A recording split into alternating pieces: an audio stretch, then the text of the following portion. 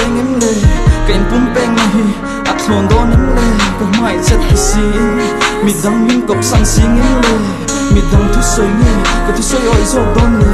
chuyện trai một tia cái riêng về em chân khát tên mi lâu em mi lâu thích về sạch bốc nền anh sẽ dọn hi riêng cắt sang xin mẹ na anh lâu sôi về sạch bốc nền cắt lên xin anh hít lên về xe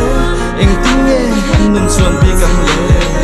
cái ai năn muốn phải do em lệ cái duyên mình xiêm tu các bạn thêm tranh chúng xí nó xin mình cảm ơn chân mình năng lệ cái ta những xin ní tin rằng tin các điều chân mình ít dài na ít tùy na cái kia mà đi xe các bụi xe các tùy bụi xe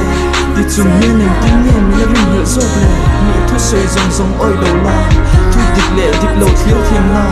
in rừng tôn dọc la mình đã triệt khó bận mù bật nín dung bật nín nhiệt tù in vuốt sợi dọc la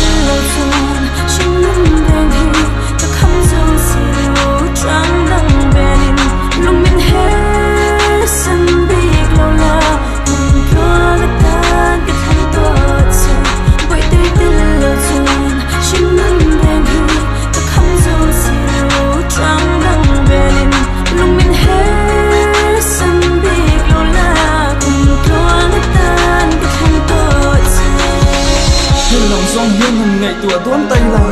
tùa nó hùng thà hành sưởi đón tay là ngày lâu là mà lâu ngãi lâu là tùa con mình huy cắn này xì à sẵn tông nắng ngày lung lẹn na khá cả sưởi xiên viết tỏ khá nắng quân triệt về khá cả tôn ăn dê lệ riêng hạt dê quân triệt về khá mình tươi là số hai ngày khác trên khá mình lâu hạ cầm xe rí tổ lông lung lẹn trả của xe tổ lông cả rần hốt thôi vô này mình lung lẹn nền tù cả thu lẹn vào cả tù gần thu thức sang thì bút lính tù xin nó sáng dọc dư năm đằng ca ra rin ôm la thiên him ta tin sinh muốn sự cảm ơn ui say na